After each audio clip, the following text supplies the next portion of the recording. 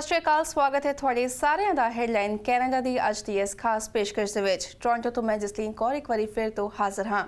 ਸਾਡੇ ਅੱਜ ਦੇ ਖਾਸ ਮਹਿਮਾਨ ਹਨ ਬਰੈਂਪਟਨ ਸੈਂਟਰ ਤੋਂ NDP MPP ਸਾਰਾ ਸਿੰਘ।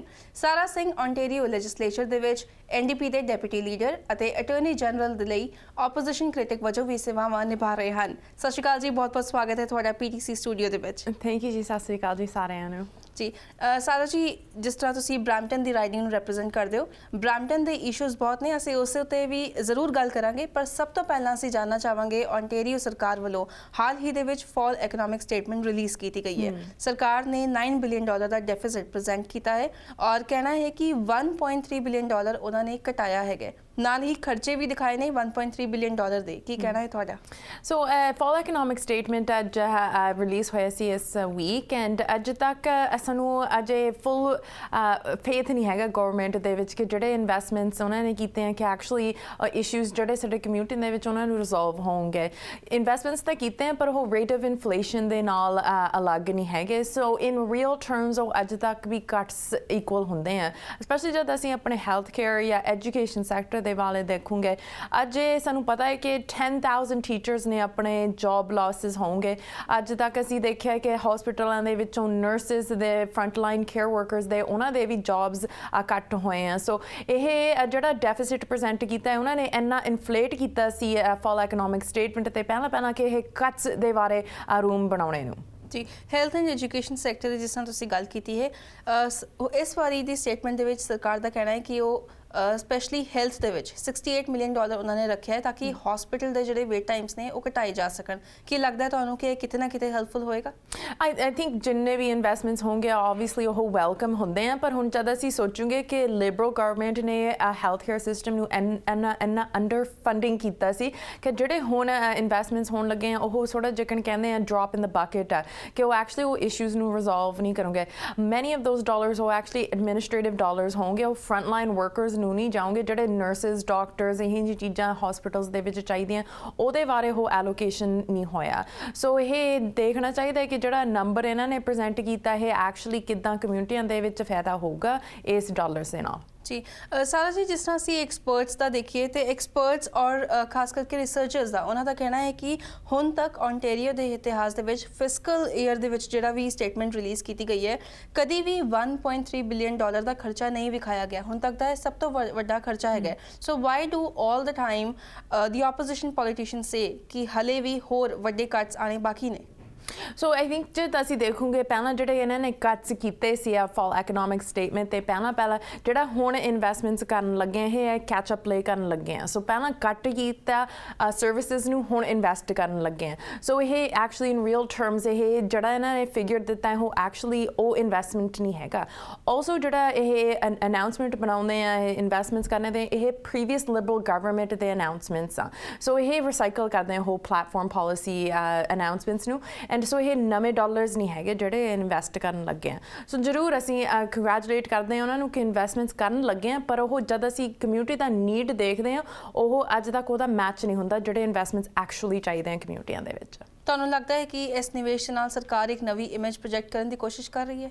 ਆਈ ਥਿੰਕ ਕਰਨ ਲੱਗੇ ਆ, ਕੋਸ਼ਿਸ਼ ਕਰਨ ਲੱਗੇ ਆ, ਪਰ ਜਦ ਅਸੀਂ ਦੇਖੂਗੇ ਉਹੀ ਸੇਮ ਪ੍ਰਾਇਓਰਿਟੀਜ਼ ਆ ਇਸ ਗਵਰਨਮੈਂਟ ਦੇ। ਹੁਣ ਆਲਮੋਸਟ 2 ਹਫ਼ਤੇ ਹੋ ਗਏ ਅਸੀਂ ਲੈਜਿਸਲੇਚਰ ਦੇ ਵਿੱਚ ਰਿਜ਼ਿਊਮ ਹੋਏ ਆ। ਅਸੀਂ ਕੋਈ ਔਟਿਜ਼ਮ ਦੇ ਬਾਰੇ ਕੋਈ ਗੱਲ ਨਹੀਂ ਕੀਤੀ ਅੱਜ ਤੱਕ, ਇਹਨਾਂ ਨੇ ਕੋਈ ਪਲਾਨ ਨਹੀਂ ਪ੍ਰੈਜ਼ੈਂਟ ਕੀਤਾ, ਪਰ ਬੀਅਰ ਦੇ ਬਾਰੇ ਗੱਲਾਂ ਕਰਨ ਲੱਗ ਗਿਆ ਆਲਰੇਡੀ 2 ਹਫ਼ਤਿਆਂ ਦੇ ਵਿੱਚ। ਸੋ ਜਦ ਅਸੀਂ ਦੇਖਦੇ ਹਾਂ ਕਿ ਪ੍ਰਾਇਓਰਿਟੀਜ਼ ਇਸ ਗਵਰਨਮੈਂਟ ਦੇ ਇਸ ਚੀਜ਼ਾਂ ਤੇ ਹੁੰਦੇ ਨੇ ਜਿਹੜੇ ਆਮ ਆਦਮੀਆਂ ਦੇ ਇਸ਼ੂਜ਼ ਆ ਉਹ ਅੱਜ ਤੱਕ ਉਹਨਾਂ ਨੇ ਸਵਾਰ ਕੇ ਹਟਾਏ ਨਹੀਂ ਜਾਂ ਸੋਲੂਸ਼ਨਸ ਨਹੀਂ ਪਾਏ ਕਮਿਊਨਿਟੀਆਂ ਦੇ। ਸੋ ਉਹ ਜ਼ਰੂਰ ਨਿਊ ਪੇਜ ਟਰਨ ਕਰਨਾ ਚਾਹੁੰਦੇ ਹਾਂ। ਅਸੀਂ ਕਮੈਂਡ ਕਰਦੇ ਹਾਂ ਕਿ ਟਰਾਈ ਕਰਦੇ ਹਾਂ, ਪਰ ਅਸੀਂ ਕੀ ਦੇਖਣਾ ਚਾਹੁੰਦੇ ਹਾਂ, ਆਪੋਜੀਸ਼ਨ ਪਾਰਟੀ ਕੀ ਦੇਖਣਾ ਚਾਹੁੰਦੇ ਕਿ ਸਾਡੇ ਜਿਹੜੇ ਕੱਟਸ ਕੀਤੇ ਆ ਉਹ ਰਿਵਰਸ ਕरें, ਜਿਹੜੇ ਕਮਿਊਨਿਟੀ ਦੇ ਵਿੱਚ ਉਹ ਇਨਵੈਸਟਮੈਂਟ ਚਾਹੀਦੇ ਉਹ ਕਰਨੇ ਚਾਹੀਦੇ ਆ। ਜੀ, ਫਾਲ ਇਕਨੋਮਿਕ ਸਟੇਟਮੈਂਟ ਦੀ ਗੱਲ ਚੱਲ ਰਹੀ ਹੈ। ਕੀ ਲੱਗਦਾ ਤੁਹਾਨੂੰ ਕਿ ਕਿਹੜੀਆਂ ਚੀਜ਼ਾਂ ਇਸ ਸਟੇਟਮੈਂਟ ਦੇ ਵਿੱਚ ਹੈਗੀਆਂ ਨੇ ਜੋ ਨਹੀਂ ਹੋਣੀਆਂ ਚਾਹੀਦੀਆਂ ਸੀਗੀਆਂ, ਜੋ ਵਰਥ ਇਟ ਨਹੀਂ ਹੈਗੀਆਂ, ਔਰ ਕਿਹੜੀਆਂ ਜਿਹੜੀਆਂ ਇਹ ਚੀਜ਼ਾਂ ਹੈਗੀਆਂ ਨੇ ਉਹ ਸਰਕਾਰ ਨੇ ਮਿਸ ਕੀਤੀਆਂ? ਐਬਸੋਲੂਟਲੀ। ਸੋ ਜਦ ਹੁਣ ਅਸੀਂ ਸੋਚੂਗੇ ਇਸ ਗਵਰਨਮੈਂਟ ਨੇ ਫੰਡਸ ਐਲੋਕੇਟ ਕੀਤੀਆਂ ਕਿ wine and liquor and beer corner stores ਦੇ ਵਿੱਚ ਹੋਵੇ, ਹੁਣ ਇਹ ਕੋਈ ਇਹ ਪ੍ਰਾਇਓਰਿਟੀ ਨਹੀਂ ਹੋਣੀ ਚਾਹੀਦੀ ਗਵਰਨਮੈਂਟ ਦੇ ਵਿੱਚ। ਐਂਡ ਇਹ ਕੰਟਰੈਕਟਸ ਵੀ ਤੋੜੂਗੇ ਇਸ ਗੋਲ ਨੂੰ ਅਚੀਵ ਕਰਨੇ ਮਿਲਣੇ ਨੂੰ। ਸੋ ਇਹਦੇ ਬਾਰੇ ਆਈ ਥਿੰਕ ਇਹ ਬਹੁਤ ਵੇਸਟਫੁਲ ਸਪੈਂਡਿੰਗ ਆ। ਦੂਜੀ ਗੱਲ ਹੁੰਦੀ ਹੈ ਹੁਣ ਜਿਹੜੇ ਅਪਾਇੰਟਮੈਂਟ ਪ੍ਰੋਸੈਸਿਸ ਹੋਣਗੇ ਇਹ ਆਪਣੇ ਫਰੈਂਡਸ ਐਂਡ ਇਨਸਾਈਡਰਸ ਨੂੰ ਅਪਾਇੰਟ ਕੀਤਾ ਹੈ, ਕਈ ਵਾਰੀ ਉਹਨਾਂ ਨੂੰ 6 ਫਿਗਰ ਦੀ ਸੈਲਰੀ ਮਿਲਦੀ ਹੁੰਦੀ ਆ। ਸੋ ਜਦ ਅਸੀਂ ਐਫੀਸ਼ੀਐਂਸੀਜ਼ ਦੀ ਗੱਲ ਕਰਦੇ ਹਾਂ, ਅਸੀਂ ਸੋਚ ਕਰਦੇ ਹਾਂ ਕਿ ਜੇ ਇਹ ਸੈਕਟਰਾਂ ਦੇ ਵਿੱਚ ਅਸੀਂ ਇਨਵੈਸਟਮੈਂਟਸ ਨਹੀਂ ਕਰੂੰਗੇ ਵਾਈਨ ਐਂਡ ਲਿਕਰ ਔਰ ਅਸੀਂ ਐਜੂਕੇਸ਼ਨ ਜਾਂ ਹੈਲਥ ਕੇਅਰ ਦੇ ਵਿੱਚ ਉਹ ਪੈਸੇ ਪਾ ਸਕਦੇ, ਇਹ more fruitful use of the tax payers dollars ਹੋਣਗੇ। ਜੀ ਲੌਂਗ ਟਰਮ ਕੇਅਰ ਦੀ ਗੱਲ ਕਰਾਂਗੇ। ਐਨਡੀਪੀ ਵੱਲੋਂ ਲੌਂਗ ਟਰਮ ਕੇਅਰ ਲਈ ਪਬਲਿਕ ਇਨਕੁਆਇਰੀ ਦੀ ਮੰਗ ਕੀਤੀ ਗਈ ਸੀ। ਪਿਛਲੀ ਲਿਬਰਲ ਸਰਕਾਰ ਨੇ ਇਸ ਕਾਲ ਨੂੰ ਰਿਜੈਕਟ ਕਰ ਦਿੱਤਾ ਸੀ, ਪਰ ਹੁਣ ਡਕਫੋਰਡ ਦਾ ਕਹਿਣਾ ਹੈ ਕਿ ਪ੍ਰਾਈਵੇਟਾਈਜੇਸ਼ਨ ਇਹਦਾ ਇੱਕ ਆਨਸਰ ਹੈਗਾ ਹੈ। ਤੇ ਕੀ ਲੱਗਦਾ ਹੈ ਤੁਹਾਨੂੰ? ਹੁਣ ਪ੍ਰਾਈਵੇਟਾਈਜੇਸ਼ਨ ਦੇ ਬਾਰੇ ਹੁਣ ਲਿਬਰਲ ਸਰਕਾਰ ਨੇ ਐਕਚੁਅਲੀ ਸਾਡੇ ਹੋਮ ਕੇਅਰ ਸਿਸਟਮ ਨੂੰ ਪ੍ਰਾਈਵੇਟਾਈਜ਼ ਕੀਤਾ ਹੈ। ਤਾਂ ਹੀ ਹੁਣ ਅਸੀਂ ਜਦ ਸੀਨੀਅਰਸ ਦੇ ਨਾਲ ਜਾਂ ਫੈਮਲੀਜ਼ ਦੇ ਨਾਲ ਗੱਲ ਕਰਦੇ ਹਾਂ, ਉਹਨਾਂ ਨੂੰ ਕੋਈ ਪਰਸਨਲ ਸਪੋਰਟ ਵਰਕਰ ਨਹੀਂ ਮਿਲਦਾ, ਨਰਸਿਸ ਨਹੀਂ ਮਿਲਦੀਆਂ ਘਰ ਕੇਅਰ ਮਿਲਣੇ ਨੂੰ। ਸੋ ਜੇ ਅਸੀਂ ਇਸ ਸਿਸਟਮ ਨੂੰ ਸਮਾਂ ਹੋਰ ਪ੍ਰਾਈਵੇਟਾਈਜ਼ ਕਰੂੰਗੇ, ਇਹ ਕਿੱਥੇ ਤੇ ਬੰਦੇ ਅਫੋਰਡ ਕਰੂੰਗੇ? ਜਿਹੜਾ ਕੇਅਰ ਸਾਨੂੰ ਘਰ ਦੇ ਵਿੱਚ ਚਾਹੀਦਾ ਉਹ ਕਿੱਥੇ ਤੇ ਮਿਲੂਗਾ? ਸੋ ਇਹ ਸੋਲੂਸ਼ਨ ਨਹੀਂ ਹੈਗਾ। ਇਹ ਇਨਫੈਕਟ ਲੌਂਗ ਟਰਮ ਦੇ ਵਿੱਚ ਕੋਸਟ ਸਮਾਂ ਜ਼ਿਆਦਾ ਹੋਊਗਾ ਐਂਡ ਕੌਣ ਪੇ ਕਰੂਗਾ? ਉਹ ਟੈਕਸ ਪੇਅਰ ਪੇ ਕਰੂਗਾ ਇਹ ਸਿਸਟਮ ਦੇ ਬਾਰੇ ਜਿਹੜਾ ਇਹ ਪ੍ਰਪੋਜ਼ ਕੀਤਾ ਹੈ ਪ੍ਰਾਈਵੇਟਾਈਜੇਸ਼ਨ ਦੇ ਬਾਰੇ। ਪਰ ਜਦ ਅਸੀਂ ਸੋਚਦੇ ਹਾਂ ਆਪਣੇ ਲੌਂਗ ਟਰਮ ਕੇਅਰ ਦੇ ਸਿਸਟਮ ਦੇ ਬਾਰੇ, ਇਹ ਇੱਕ ਐਸਪੈਕਟ ਹੈ ਹੈਲਥ ਕੇਅਰ ਸਿਸਟਮ ਦੇ ਵਿੱਚ। ਹੁਣ ਜਦ ਅਸੀਂ ਕਲਚਰਲ ਕਮਿਊਨਿਟੀਜ਼ ਦੇ ਨਾਲ ਗੱਲ ਕਰਦੇ ਹਾਂ, ਭਾਵੇਂ ਸਾਡੇ ਪੰਜਾਬੀ ਲੋਕ ਹੋਵੇ, ਈਵਨ ਪੋਰਚੁਗੀਜ਼ ਜਾਂ ਇਟਾਲੀਅਨ ਲੋਕ, ਈਵਨ ਚਾਈਨੀਜ਼, ਇਹਨਾਂ ਦੇ ਕਲਚਰਾਂ ਸਾਡੇ ਕਲਚਰਾਂ ਦੇ ਵਿੱਚ ਅਸੀਂ ਆਪਣੇ ਬਜ਼ੁਰਗਾਂ ਨੂੰ ਘਰ ਰੱਖਣਾ ਚਾਹੁੰਦੇ ਹਾਂ, ਅਸੀਂ ਆਪ ਟੇਕ ਕੇਅਰ ਕਰਨਾ ਚਾਹੁੰਦੇ ਹਾਂ। ਸੋ ਉਹਦੇ ਬਾਰੇ ਸਿਸਟਮ ਸਪੋਰਟ ਕਰਨਾ ਚਾਹੀਦਾ ਹੈ। ਜੇ ਹੁਣ ਉਹ ਸਪੋਰਟਸ ਹੋਣਗੇ ਸਾਡੇ ਕਮਿਊਨਿਟੀਆਂ ਦੇ ਵਿੱਚ, ਜਿਹੜਾ ਕੋਈ ਕੇਅਰ ਗਿਵਰ ਜਾਂ ਨਰਸ ਘਰ ਆ ਸਕਦਾ ਹੈ, ਉਹ ਕੇਅਰ ਫੈਮਿਲੀ ਮੈਂਬਰ ਨੂੰ ਰਿਲੀਫ ਦੇ ਸਕਦਾ ਹੈ, ਉਹ ਹੋਪਫੁਲੀ ਬਜ਼ੁਰਗ ਔਰ ਸੀਨੀਅਰ ਆਪਣਾ ਸਾਡਾ ਹਸਪੀਟਲ ਦੇ ਵਿੱਚ ਨਹੀਂ ਪਹੁੰਚੂਗਾ ਜਾਂ ਕੋਈ ਲੌਂਗ ਟਰਮ ਕੇਅਰ ਬੈੱਡ ਉਹਨਾਂ ਨੂੰ ਚਾਹੀਦੀ ਉਹ ਨਹੀਂ ਹੈਗੀ। ਸੋ ਇਹਦੇ ਬਾਰੇ ਵੀ ਸੋਚ ਕਰਨੀ ਚਾਹੀਦੀ ਹੈ ਕਿ ਜਿਹੜਾ ਸਿਸਟਮ ਅਸੀਂ ਬਣਾਉਣ ਲੱਗੇ ਹਾਂ, ਜਿਹੜੇ ਇਨਵੈਸਟਮੈਂਟਸ ਚਾਹੀਦੇ ਆ, ਉਹ ਦੂਜੇ ਸਿਸਟਮਸ ਦੇ ਕਿੱਦਾਂ ਇੰਪੈਕਟ ਹੋਣਗੇ ਐਂਡ ਅਸੀਂ ਐਕਚੁਅਲੀ ਕਿੱਦਾਂ ਸਿਸਟਮ ਨੂੰ ਮੋਰ ਇਫੈਕਟਿਵ ਬਣਾ ਸਕਦੇ ਹਾਂ। ਪ੍ਰਾਈਵੇਟਾਈਜੇਸ਼ਨ ਉਹ ਆਨਸਰ ਨਹੀਂ ਹੈਗਾ। ਇਹ ਸਿਸਟਮ ਸਾਰੇ ਸੋਰਟ ਆਫ ਸੈਕਟਰਸ ਦੇ ਵਿੱਚ ਇਨਵੈਸਟਮੈਂਟਸ ਚਾਹੀਦੇ ਆ ਕਿ ਇਹ ਫਿਰ ਉਹ ਲੌਂਗ ਟਰਮ ਕੇਅਰ ਬੈਡਸ ਚਾਹੀਦੇ ਨਹੀਂ ਹੈਗੇ ਬੰਦਿਆਂ ਨੂੰ। ਜੀ ਜਿਸ ਤਰ੍ਹਾਂ ਐਨਡੀਪੀ ਪਬਲਿਕ ਇਨਕੁਆਇਰੀ ਦੀ ਮੰਗ ਕਰ ਰਹੀ ਹੈ, ਪਰ ਇਹ ਮੰਗ ਕਿਉਂ ਕੀਤੀ ਜਾ ਰਹੀ ਹੈ? ਇਹ ਅਸੀਂ ਮੰਗ ਕਰਦੇ ਹਾਂ ਬਿਕਾਜ਼ ਹੁਣ ਜਦ ਅਸੀਂ ਲੌਂਗ ਟਰਮ ਕੇਅਰ ਸੈਂਟਰਸ ਦੇ ਵਿੱਚ ਦੇਖਦੇ ਹਾਂ, ਇੰਨਾ ਬੁਰਾ ਹਾਲ ਹੈ ਬੰਦਿਆਂ ਵਾਸਤੇ, ਨਾਟ ਓਨਲੀ ਫॉर ਦ ਜਿਹੜੇ ਪੇਸ਼ੈਂਟਸ ਆ, ਪਰ ਜਿਹੜੇ ਉੱਥੇ ਬੰਦੇ ਕੰਮ ਕਰਦੇ ਆ ਉਹਨਾਂ ਦਾ ਵੀ ਕੋਈ ਸੋਰਟ ਆਫ ਹੀਲਾ ਨਹੀਂ ਹੈਗਾ, ਉਹਨਾਂ ਦਾ ਜਿਹੜਾ ਇੰਨਾ ਪ੍ਰੈਸ਼ਰ ਲਾਇਆ ਹੋਇਆ। ਸੋ ਅਸੀਂ ਇਹਦੇ ਬਾਰੇ ਕਹਿੰਦੇ ਹਾਂ ਕਿ ਤੁਸੀਂ ਪਬਲਿਕ ਇਨਕੁਆਇਰੀ ਚਾਹੀਦੀ ਹੈ ਕਿ ਇਹਦੇ ਬਾਰੇ ਦੇਖਣਾ ਚਾਹੀਦਾ ਇਸ ਸਿਸਟਮ ਦੇ ਵਿੱਚ ਕੀ ਹੋਣ ਲੱਗਿਆ ਕਿ ਤੁਸੀਂ ਪ੍ਰਾਈਵੇਟਾਈਜ਼ ਕੀਤਾ ਹੈ ਪਰ ਅੱਜ ਤੱਕ ਬੰਦਿਆਂ ਨੂੰ ਆਪਣੇ ਸਰਵਿਸਿਜ਼ ਨਹੀਂ ਮਿਲਦੇ ਜਾਂ ਉਹਨਾਂ ਨੂੰ ਬੈਡਸ ਨਹੀਂ ਮਿਲਦੀਆਂ। ਸੋ ਅਸੀਂ ਤਾਂ ਹੀ ਇਹਨਾਂ ਨੂੰ ਕਹਿੰਦੇ ਹਾਂ ਕਿ ਤੁਸੀਂ ਇਹਦੇ ਬਾਰੇ ਦੇਖੋ। ਸੀਨੀਅਰਸ ਦੇ ਹੈਲਥ ਐਟ ਰਿਸਕ ਹੁੰਦਾ ਹੈ, ਕਈ ਸੀਨੀਅਰਸ ਨੂੰ ਅਬਿਊਜ਼ ਹੁੰਦਾ ਇਸ ਸਿਸਟਮਾਂ ਦੇ ਵਿੱਚ। ਸੋ ਇਹਦੇ ਬਾਰੇ ਸੋਚ ਕਰਨਾ ਚਾਹੀਦਾ ਹੈ। ਹੁਣ ਅਸੀਂ ਐਨਡੀਪੀ ਨੇ ਐਕਚੁਅਲੀ ਇੱਕ ਪ੍ਰਾਈਵੇਟ ਮੈਂਬਰਸ ਬਿੱਲ ਰੱਖਿਆ ਸੀ ਕਿ ਟਾਈਮ ਟੂ ਕੇਅਰ ਐਕਟ। ਹੁਣ ਜਿਹੜੇ ਉਹ PSWs ਜਾਂ ਨਰਸਿਸ ਆ ਲੌਂਗ ਟਰਮ ਕੇਅਰ ਸੈਂਟਰਸ ਦੇ ਵਿੱਚ, ਉਹਨਾਂ ਨੂੰ ਟਾਈਮ ਹੀ ਨਹੀਂ ਮਿਲਦਾ ਪੇਸ਼ੈਂਟਸ ਦੇ ਬਾਰੇ ਕੇਅਰ ਦੇਣੇ ਨੂੰ। ਹੁਣ 4 ਮਿੰਟ ਜਾਂ ਕੋਈ ਇਹੀ ਜਿਹੀ ਗੱਲ ਹੁੰਦੀ ਹੈ ਇੱਕ ਪੇਸ਼ੈਂਟ ਦੇ ਬਾਰੇ, ਉਹਨਾਂ ਨੂੰ ਡਰੈਸ ਕਰਨਾ, ਉਹਨਾਂ ਦਾ ਦੰਦ ਬਰਸ਼ ਕਰਨਾ, ਜੇ ਕੋਈ ਡਾਈਪਰ ਹੋਵੇ ਉਹ ਵੀ ਚੇਂਜ ਕਰਨਾ ਹੋਵੇ, ਇਹ 4 ਮਿੰਟ ਦੇ ਵਿੱਚ ਕਿੱਦਾਂ ਇੱਕ ਬੰਦਾ ਕਰ ਸਕਦਾ ਹੈ ਦੂਜੇ ਬੰਦੇ ਵਾਸਤੇ?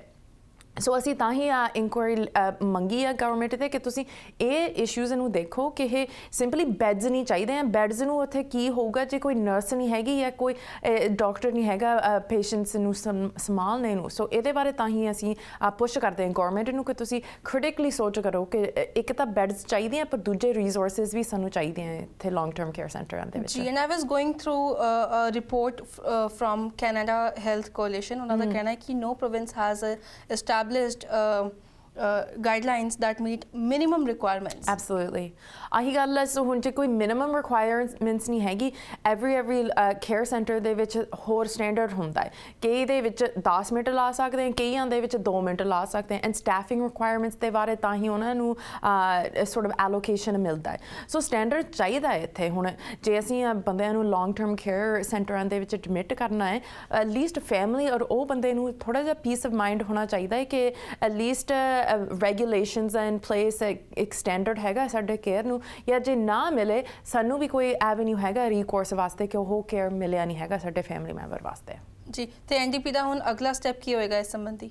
ਸੋ ਅਸੀਂ ਕੰਟੀਨਿਊਲੀ ਗਵਰਨਮੈਂਟ ਨੂੰ ਪੁਸ਼ ਕਰੂੰਗੇ, minister of long term care ਨੂੰ ਵੀ ਪੁਸ਼ ਕਰੂੰਗੇ, ਪਰ ਆਹੀ ਹੁਣ ਗੱਲ ਪੈਂਦੀ ਹੈ ਕਿ ਹੁਣ ਗਵਰਨਮੈਂਟ ਦੇ ਮੈਜੋਰਟੀ ਗਵਰਨਮੈਂਟ ਆ, ਉਹਨਾਂ ਦੇ ਕੋਲ ਪਾਵਰ ਹੈ ਇਸ ਸਿਸਟਮ ਨੂੰ ਇਨਵੈਸਟ ਕਰਨੇ ਨੂੰ, ਹੋਲਿਸਟਿਕਲੀ ਦੇਖਣੇ ਨੂੰ। ਸੋ ਐਨਡੀਪੀ ਨੇ ਬਸ ਆਹੀ ਕਰੀ ਜਾਣਾ ਹੈ ਕਿ ਉਹਨਾਂ ਦੇ ਬਾਰੇ ਅਸੀਂ ਕੋਲੈਬੋਰੇਟਿਵਲੀ ਕਹਾਂਗੇ ਕਿ ਇਸ ਸਿਸਟਮ ਦੇ ਵਿੱਚ ਇਨਵੈਸਟਮੈਂਟਸ ਚਾਹੀਦੇ ਹੈ, ਬਿਕਾਜ਼ ਜਦ ਅਸੀਂ ਸੋਚਾਂਗੇ ਅਸੀਂ ਇੱਕ ਦਿਨ ਸਾਰਿਆਂ ਨੇ ਸੀਨੀਅਰ ਬਣਨਾ ਹੈ ਨਹੀਂ, ਸੋ ਸਿਸਟਮ ਚਾਹੀਦਾ ਹੈ ਜਿਹੜਾ ਅਸੀਂ ਸਾਰੇ ਬੈਨੀਫਿਟ ਹੋਣਗੇ। ਸੋ ਅਸੀਂ ਗਵਰਨਮੈਂਟ ਦੇ ਨਾਲ ਕੰਮ ਕਰਨਾ ਚਾਹੁੰਦੇ ਹਾਂ ਕਿ ਇਸ ਸਿਸਟਮ ਦੇ ਵਿੱਚ ਜ਼ਰੂਰ ਇਨਵੈਸਟਮੈਂਟਸ ਚਾਹੀਦੀਆਂ, ਪਰ ਸਾਰੇ ਸੈਕਟਰਾਂ ਦੇ ਵਿੱਚ ਇਨਵੈਸਟਮੈਂਟਸ ਚਾਹੀਦੀਆਂ ਕਿ ਕੋਈ ਬੰਦਾ ਜਿਹੜਾ ਲੌਂਗ ਟਰਮ ਕੇਅਰ ਹੋਊਗਾ ਉਹ ਲਾਸਟ ਰਿਜ਼ੋਰਟ ਆਫ ਕੇਅਰ ਹੋਊਗਾ ਉਹਨਾਂ ਦੇ ਬਾਰੇ। ਜੀ ਬਿਲਕੁਲ, ਅਸੀਂ ਆਪਣੀ ਗੱਲਬਾਤ ਦਾ ਸਿਲਸਿਲਾ ਜਾਰੀ ਰੱਖਾਂਗੇ, ਪਰ ਫਿਲਹਾਲ ਸਮਾਂ ਹੋ ਗਿਆ ਇੱਕ ਛੋਟੀ ਜਿਹੀ ਬ੍ਰੇਕ ਦਾ। ਬ੍ਰੇਕ ਤੋਂ ਬਾਅਦ ਜਲਦ ਹਾਜ਼ਰ ਹੁੰਦੇ ਆ।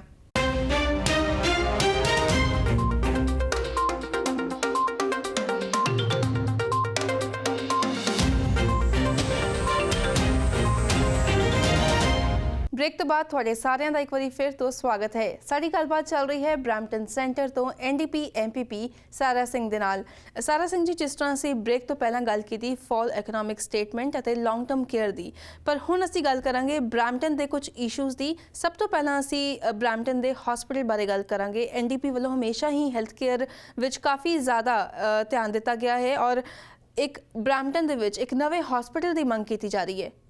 ਐਬਸੋਲੂਟਲੀ ਅਸੀਂ ਇਸ ਪਾਰਲੀਮੈਂਟ ਦੇ ਵਿੱਚ ਈਵਨ ਪਹਿਲਾਂ ਪਾਰਲੀਮੈਂਟਾਂ ਦੇ ਵਿੱਚ ਬਹੁਤ ਐਡਵੋਕੇਸੀ ਕੀਤਾ ਸੀ ਕਿ ਬਰੈਂਪਟਨ ਕਮਿਊਨਿਟੀ ਦੇ ਵਿੱਚ ਜਿਹੜੇ ਹੈਲਥ ਕੇਅਰ ਸਰਵਿਸਿਜ਼ ਆ ਸਾਨੂੰ ਆਪਣਾ ਫੇਅਰ ਸ਼ੇਅਰ ਨਹੀਂ ਮਿਲਦਾ ਹੈ, ਤਾਂ ਹੀ ਸਾਡੇ ਇਨਫਰਾਸਟਰਕਚਰ ਨਹੀਂ ਹੈਗੇ। ਹੁਣ ਮੈਂ ਬਰੈਂਪਟਨ ਦੇ ਜੰਮੀ ਪਾਲੀ ਆ, ਐਂਡ ਐਕਚੁਅਲੀ ਜਿਹੜਾ ਸਾਡਾ ਇੱਕ ਹਸਪੀਟਲ ਹੁੰਦਾ ਸੀ 1985 ਦੇ ਵਿੱਚ ਪੀਲ ਮੈਮੋਰੀਅਲ, ਉਹਦੇ ਵਿੱਚ ਮੈਂ ਐਕਚੁਅਲੀ ਬੋਰਨ ਹੋਈ ਸੀ। ਸੋ ਹੁਣ ਅਸੀਂ 2019 ਦੇ ਵਿੱਚ ਹੋ ਗਏ, ਅੱਜ ਤੱਕ ਸਿਰਫ ਇੱਕੋ ਹਸਪੀਟਲ ਹੈ ਸਾਡੇ ਕਮਿਊਨਿਟੀ ਦੇ ਵਿੱਚ। ਸੋ ਇਹ ਅਨਫੇਅਰ ਹੈ। ਸੋ ਇਹਦੇ ਬਾਰੇ ਅਸੀਂ ਬਹੁਤ ਪ੍ਰੈਸ਼ਰ ਲਾਉਣ ਗਵਰਨਮੈਂਟ ਨੂੰ। ਲਾਸਟ ਵੀਕ ਅਸੀਂ ਓਪੋਜੀਸ਼ਨ ਡੇ ਮੋਸ਼ਨ ਪ੍ਰੈਜ਼ੈਂਟ ਕੀਤਾ ਸੀ ਗਵਰਨਮੈਂਟ ਨੂੰ। ਅਨਫੋਰਚੂਨੇਟਲੀ ਉਹਨਾਂ ਨੇ ਸਪੋਰਟ ਨਹੀਂ ਕੀਤਾ, ਪਰ ਸਾਡੇ ਦੋ ਪੀਸੀ ਕੋਲੀਗਸ ਬਰੈਂਪਟਨ ਦੇ ਵਾਲੇ ਉਹਨਾਂ ਨੇ ਜ਼ਰੂਰ ਸਪੋਰਟ ਕੀਤਾ ਸੀ। ਸੋ ਅਸੀਂ ਹੋਪਫੁਲ ਹਾਂ ਕਿ ਅਸੀਂ ਉਹ ਪ੍ਰੈਸ਼ਰ ਕੰਟੀਨਿਊਸਲੀ ਲਾਉਂਗੇ ਕਿ ਇਸ ਗਵਰਨਮੈਂਟ ਨੂੰ ਕਹਾਂਗੇ ਕਿ ਫਾਈਨਲੀ ਬਰੈਂਪਟਨ ਦੇ ਵਿੱਚ ਇਹ ਇਨਵੈਸਟਮੈਂਟਸ ਹੋਣੀਆਂ ਚਾਹੀਦੀਆਂ। ਹੁਣ ਸਾਡੇ ਜਦ ਅਸੀਂ ਫਾਰਮੂਲਾ ਨੂੰ ਦੇਖਦੇ ਹਾਂ ਕਿੱਦਾਂ ਫੰਡਿੰਗ ਡਿਸਟਰੀਬਿਊਟ ਹੁੰਦੀ ਹੈ ਪ੍ਰੋਵਿੰਸ ਦੇ ਵਿੱਚ, ਸਿਟੀ ਆਫ ਬਰੈਂਪਟਨ ਦੇ ਵਿੱਚ $1,000 ਲੈਸ ਪਰ ਪਰਸਨ ਸਾਨੂੰ ਉਹ ਡਾਲਰ ਮਿਲਦੇ ਹਨ। ਜੇ ਉਹ ਸਾਨੂੰ ਫੰਡਿੰਗ ਮਿਲੂਗੀ ਅਸੀਂ ਜ਼ਰੂਰ ਆਪਣੇ ਹੈਲਥ ਕੇਅਰ ਸਿਸਟਮ ਨੂੰ ਤਕੜਾ ਬਣਾ ਸਕਦੇ ਹਾਂ, ਦੂਜਾ ਹਸਪੀਟਲ ਵੀ ਆ ਸਕਦਾ ਹੈ। ਇਹ ਨੀਡ ਹੈ। ਅਸੀਂ 9th ਲਾਰਜੈਸਟ ਸਿਟੀ ਹੈ ਕੈਨੇਡਾ ਦੇ ਵਿੱਚ ਇੱਕੋ ਹਸਪੀਟਲ ਦੇ ਨਾਲ, ਇਹ ਐਬਸੋਲੂਟਲੀ ਅਨਜਸਟ ਹੈ। ਜੀ, ਜਿਸ ਤਰ੍ਹਾਂ ਬਰੈਂਪਟਨ ਦੇ ਇਸ਼ੂਜ਼ ਦੀ ਗੱਲ ਚੱਲ ਰਹੀ ਹੈ, ਬਰੈਂਪਟਨ ਦੇ ਵਿੱਚ ਆਟੋ ਇੰਸ਼ੋਰੈਂਸ ਦਾ ਇਸ਼ੂ ਬਹੁਤ ਵੱਡਾ ਹੈਗਾ। ਕੈਨੇਡਾ ਭਰ ਵਿੱਚੋਂ ਬਰੈਂਪਟਨ ਇੱਕ ਅਜਿਹਾ ਸ਼ਹਿਰ ਹੈ ਜਿੱਥੇ ਸਭ ਤੋਂ ਜ਼ਿਆਦਾ ਆਟੋ ਇੰਸ਼ੋਰੈਂਸ ਰੇਟਸ ਹੈਗੇ ਨੇ। ਅਸੀਂ ਦੇਖਿਆ ਕਿ ਬੀਤੇ ਕੁਝ ਮਹੀਨਿਆਂ ਦੇ ਵਿੱਚ ਸਰਕਾਰ ਨੇ ਕੰਸਲਟੇਸ਼ਨਸ ਵੀ ਕੀਤੀਆਂ ਔਰ ਪਰਮ ਗਿੱਲ ਜੋ ਕਿ ਕੰਜ਼ਰਵੇਟਿਵ ਐਮਪੀਪੀ ਹੈਗੇ ਨੇ ਓਨਟਾਰੀਓ ਲੈਜਿਸਲੇਚਰ ਦੇ ਵਿੱਚ, ਉਹਨਾਂ ਵੱਲੋਂ ਇਸ ਸੰਬੰਧੀ ਇੱਕ ਮੋਸ਼ਨ ਵੀ ਲਿਆਂਦਾ ਗਿਆ ਸੀ, ਪਰ ਹਾਲੇ ਤੱਕ ਅਸੀਂ ਆਟੋ ਇੰਸ਼ੋਰੈਂਸ ਰੇਟ ਜਿਹੜੇ ਨੇ ਉਹ ਘਟਦੇ ਨਹੀਂ ਦੇਖੇ ਨੇ। ਸੋ ਅਸੀਂ ਇਸ ਇਸ਼ੂ ਤੇ ਬਹੁਤ ਐਡਵੋਕੇਸੀ ਕੀਤੀ ਹੈ। ਅਸੀਂ ਐਕਚੁਅਲੀ ਪ੍ਰਾਈਵੇਟ ਮੈਂਬਰਸ ਮੋਸ਼ਨ ਵੀ ਗ੍ਰਤਨ ਸਿੰਘ ਨੇ ਲਿਆਂਦਾ ਫੋਰਵਰਡ ਕਿ ਇਹ ਪੋਸਟਲ ਕੋਡ ਡਿਸਕ੍ਰਿਮੀਨੇਸ਼ਨ ਨੂੰ ਹਟਾਉਣਾ ਚਾਹੀਦਾ ਹੈ। ਜਿਹੜਾ ਪ੍ਰੈਕਟਿਸ ਆ ਇਹ ਡਿਸਕ੍ਰਿਮੀਨੇਟੋਰੀ ਆ। ਹੁਣ ਸਾਨੂੰ ਪਤਾ ਲੱਗ ਗਿਆ ਕਿ ਈਵਨ ਕਈ ਬੰਦਿਆਂ ਨੂੰ ਆਪਣੀ ਇੰਸ਼ੋਰੈਂਸ ਮਿਲਦੀ ਹੋਣੀ ਹੈਗੀ ਜੇ ਉਹ ਬਰੈਂਪਟਨ ਦੇ ਕਮਿਊਨਿਟੀ ਦੇ ਵਿੱਚ ਰਹਿੰਦੇ ਆ। ਸੋ ਐਬਸੋਲੂਟਲੀ ਅਨਫੇਅਰ ਹੈ ਇਹ। ਸੋ ਅਸੀਂ ਕੰਟੀਨਿਊਸਲੀ ਗਵਰਨਮੈਂਟ ਨੂੰ ਕਹਿੰਦੇ ਹਾਂ ਕਿ ਜਿਹੜਾ ਪ੍ਰੈਕਟਿਸ ਆ ਪੋਸਟਲ ਕੋਡ ਡਿਸਕ੍ਰਿਮੀਨੇਸ਼ਨ ਦਾ, ਇਹਨੂੰ ਹਟਾਉਣਾ ਚਾਹੀਦਾ ਹੈ। ਇਹ ਇੰਸ਼ੋਰੈਂਸ ਰੇਟਸ ਸਾਡੇ ਪੋਸਟਲ ਕੋਡ ਦੇ ਬਾਰੇ ਨਹੀਂ ਕੈਲਕੂਲੇਟ ਹੋਣਾ ਚਾਹੀਦਾ, ਪਰ ਸਾਡੇ ਡਰਾਈਵਿੰਗ ਰੈਕੋਰਡ ਦੇ ਅਲੱਗ ਨਾਲ ਤਾਂ ਹੀ ਡਿਸੀਜਨ ਹੋਣਾ ਚਾਹੀਦਾ ਕਿ ਰੇਟ ਆ ਹੋਵੇ। ਜੇ ਸਾਡਾ ਐਕਸੀਡੈਂਟ ਹੋਵੇ ਜ਼ਰੂਰ ਰੇਟ ਉੱਪਰ ਜਾਣਾ ਚਾਹੀਦਾ ਹੈ, ਪਰ ਜੇ ਕੋਈ ਸਾਡਾ ਐਕਸੀਡੈਂਟ ਟਿਕਟ ਕਦੇ ਹੋਇਆ ਨਹੀਂ, ਸਾਡਾ ਰੇਟ ਕਾਤੇ ਵਧੀ ਜਾਂਦਾ ਹੈ। ਸੋ ਅਸੀਂ continuously not only the government ਨੂੰ ਪਰ ਇਹ ਕੰਪਨੀਜ਼ ਨੂੰ ਪ੍ਰੈਸ਼ਰ ਲਾਉਣਾ ਚਾਹੁੰਦੇ ਹਾਂ ਕਿ ਤੁਸੀਂ ਕਾਤੇ ਆਮ ਆਦਮੀਆਂ ਨੂੰ ਇੰਨਾ ਤੁਸੀਂ ਐਕਸਪਲੋਇਟ ਕਰਦੇ ਆ। Billions of dollars of revenue ਇਹ ਕੰਪਨੀਜ਼ ਪ੍ਰੋਫਿਟ ਕਰਦੇ ਆ ਇੰਸ਼ੋਰੈਂਸ ਰੇਟਾਂ 'ਤੇ, ਪਰ ਜਦ ਕੋਈ ਕਲੇਮ ਬਣਾਉਂਦਾ ਹੈ ਉਹਨਾਂ ਨੂੰ ਫਟਾਫਟ ਡਿਨਾਈ ਕਰਨ ਲੈਂਦੇ ਆ।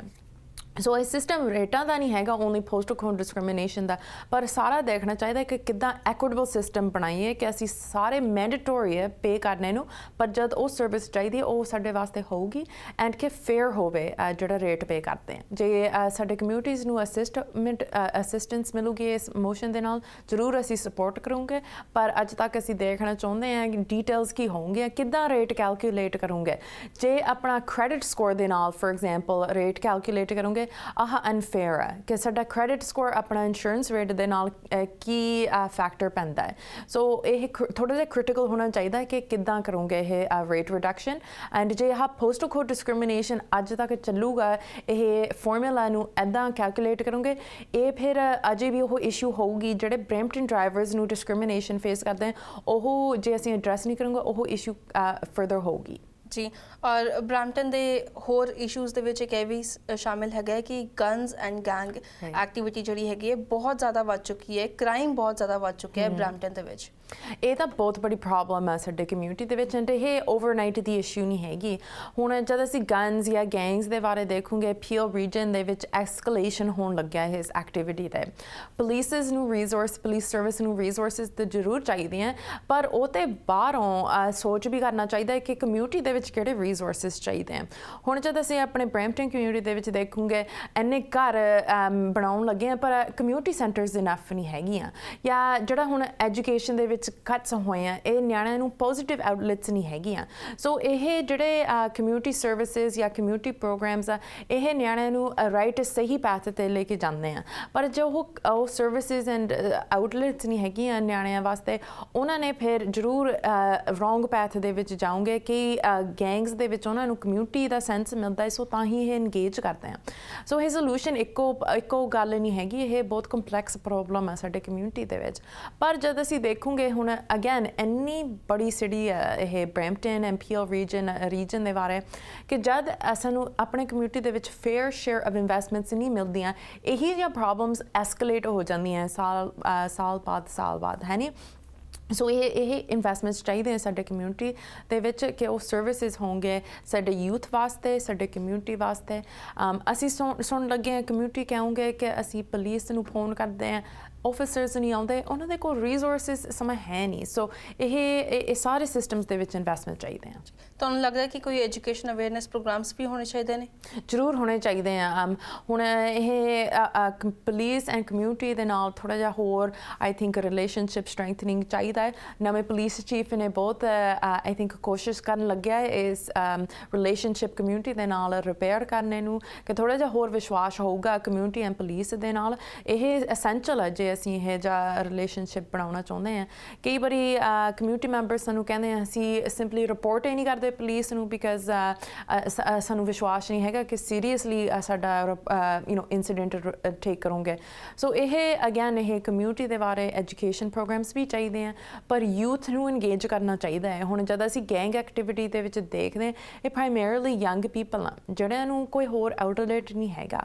ਐਂਡ ਇਹ ਸਿਰਫ ਇੱਕ ਇੰਪੋਰਟੈਂਟ ਗੱਲ ਕਰਨਾ ਚਾਹੁੰਦੀ ਹਾਂ ਕਿ ਸਿਰਫ ਸੋਰਟ ਆਫ ਬਲੈਕ ਕਮਿਊਨਿਟੀ ਦੀ ਨਹੀਂ ਗੱਲ ਹੈਗੀ, ਇਹ ਸਾਡੇ ਸਾਊਥ ਏਸ਼ੀਅਨ ਕਮਿਊਨਿਟੀ ਦੇ ਵਿੱਚ ਵੀ ਬਹੁਤ ਪ੍ਰੈਵਲੈਂਸ ਆ ਗਨਸ ਐਂਡ ਗੈਂਗ ਐਕਟੀਵਿਟੀ ਦੇ ਵਿੱਚ। ਕਈ ਵਾਰੀ ਆਪਣੀ ਸੋਚ ਹੁੰਦੀ ਹੈ ਕਿ ਇਹ ਦੂਜੇ ਕਮਿਊਨਿਟੀਆਂ ਦੇ ਵਿੱਚ ਇਸ਼ੂ ਆ, ਪਰ ਜ਼ਰੂਰ ਸਾਡੇ ਕਮਿਊਨਿਟੀ ਦੇ ਵਿੱਚ ਆ। ਸੋ ਪਹਿਲਾਂ ਤਾਂ ਅਸੀਂ ਐਡਮਿਟ ਕਰਨਾ ਚਾਹੀਦਾ ਹੈ ਕਿ ਸਾਡੇ ਕਮਿਊਨਿਟੀ ਦੇ ਵਿੱਚ ਵੀ ਇਹ ਇਸ਼ੂਜ਼ ਆ, ਫਿਰ ਉਹ ਜਿਹੜਾ ਐਜੂਕੇਸ਼ਨ ਐਂਡ ਅਵੇਅਰਨੈਸ ਦੇ ਪ੍ਰੋਗਰਾਮਸ ਆ ਉਹ ਵੀ ਚਾਹੀਦੇ ਆ, ਪਰ ਉਹ ਨਿਆਣਿਆਂ ਨੂੰ ਪੋਜ਼ਿਟਿਵ ਆਊਟਲੈਟਸ ਚਾਹੀਦੇ ਆ ਕਿ ਉਹ ਰੋਂਗ ਪੈਥ ਦੇ ਵਿੱਚ ਨਾ ਜਾਵੇ, ਕਿ ਸਕੂਲਿੰਗ ਦੇ ਵਿੱਚ ਪ੍ਰੋਗਰਾਮ ਹੋਵੇ ਜਾਂ ਆਫਟਰ ਸਕੂਲ ਜਾਂ ਕੋਈ ਬਾਸਕਟਬਾਲ ਜਾਂ ਆਰਟ ਦਾ ਪ੍ਰੋਗਰਾਮ, ਇਹ ਜਿਹੀ ਚੀਜ਼ਾਂ ਨਿਆਣਿਆਂ ਨੂੰ ਚਾਹੀਦੀਆਂ ਕਿ ਉਹਨਾਂ ਨੂੰ ਸੈਂਸ ਆਫ ਬਿਲੋਂਗਿੰਗ ਹੋਊਗਾ। ਪਰ ਜੇ ਉਹ ਹੋਣਗੇ ਨਹੀਂ ਜਾਂ ਕਮਿਊਨਿਟੀ ਦੇ ਵਿੱਚ ਉਹਨਾਂ ਨੂੰ ਐਕਸੈਸ ਕਰਨੇ ਨੂੰ, ਉਹ ਫਿਰ ਕੀ ਕਰਨਗੇ? ਉਹ ਫਿਰ ਦੂਜੇ ਪੈਥ 'ਤੇ ਜਾਓਗੇ ਜਿੱਥੇ ਆਈਡਲ ਟਾਈਮ ਹੋਊਗਾ, ਹੋਰ ਪਾਸਿਆਂ ਦੇ ਵਿੱਚ ਚਲੇ ਜਾਂਦੇ ਆ।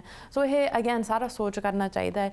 ਐਂਡ ਬਹੁਤ ਨਾਈਸ ਹੈ ਕਿ ਹੁਣ ਸਾਡੇ ਪੀਓ ਰੀਜਨਲ ਪੁਲਿਸ ਦੇ ਵਿੱਚ ਅਸੀਂ ਡਾਈਵਰਸਿਟੀ ਵੀ ਬਹੁਤ ਦੇਖਣ ਲੱਗੇ ਹਾਂ ਕਿ ਸਾਡੇ ਆਫਿਸਰਸ ਵੀ ਹੈਗੇ ਆ। ਸੋ ਅਸੀਂ ਇੰਕਰੇਜ ਕਰਦੇ ਹਾਂ ਉਹਨਾਂ ਨੂੰ, ਤੁਸੀਂ ਆਪਣੇ ਕਮਿਊਨਿਟੀਆਂ ਦੇ ਵਿੱਚੋਂ ਯੂਥ ਦੇ ਨਾਲ ਕਨੈਕਟ ਕਰੋ ਕਿ ਉਹਨਾਂ ਨੂੰ ਵੀ ਵਿਸ਼ਵਾਸ ਹੋਊਗਾ, ਉਹਨਾਂ ਨੂੰ ਪਤਾ ਹੋਊਗਾ ਕਿ ਆਪਣਾ ਟਰਸਟ ਪੁਲਿਸਿੰਗ ਦੇ ਵਿੱਚ ਐਂਡ ਕਮਿਊਨਿਟੀ ਨੂੰ ਵੀ ਵਿੱਚ ਇੰਗੇਜ ਕਰਨਾ ਚਾਹੁੰਦੇ ਆ। ਜੀ ਬਿਲਕੁਲ ਹੁਣ ਅਸੀਂ ਇਹ ਵੀ ਦੇਖਿਆ ਕਿ ਜਿਹੜੇ ਯੰਗ ਬੱਚੇ ਨੇ ਉਹ ਬਿਨਾਂ ਐਜੂਕੇਸ਼ਨ ਦੇ ਆ ਰਹੇ ਨੇ and they are working on minimum wage. Absolutely ਆ ਵੀ ਇੱਕ ਬੜੀ ਇਸ਼ੂ ਹੈ ਸਾਡੇ ਕਮਿਊਨਿਟੀਆਂ ਦੇ ਵਿੱਚ ਕਿ ਹੁਣ ਜੇ ਯੰਗ ਪੀਪਲ ਇੱਥੇ ਮਿਨੀਮਮ ਵੇਜ ਤੇ ਕੰਮ ਕਰਦੇ ਆ ਬੇਅਰਲੀ ਆਪਣੇ ਮਿਨੀਮਮਸ ਅਫੋਰਡ ਕਰ ਸਕਦੇ ਆ ਜਿਹੜਾ ਰੈਂਟ ਹੋ ਜਾਂ ਫੂਡ ਹੋ ਜਾਂ ਬੱਸ ਲੈਣੇ ਦਾ ਇੰਸ਼ੋਰੈਂਸ ਦੀ ਗੱਲ ਕੀਤੀ ਆ ਇੱਥੇ ਤਾਂ ਮਿਨੀਮਮ ਵੇਜ ਤੇ ਬੰਦਾ ਆਪਣਾ ਰੈਂਟ ਨਹੀਂ ਅਫੋਰਡ ਕਰ ਸਕਦਾ ਇੱਥੇ ਇੰਸ਼ੋਰੈਂਸ ਦਾ ਕਿੱਦਾਂ ਦੇਊਗਾ ਫਿਰ ਇਹ ਸੋ ਪਾਵਰਟੀ ਦੀ ਵੀ ਗੱਲ ਬਹੁਤ ਇੰਪੋਰਟੈਂਟ ਹੈ ਇਸ ਇਸ਼ੂ ਦੇ ਵਿੱਚ।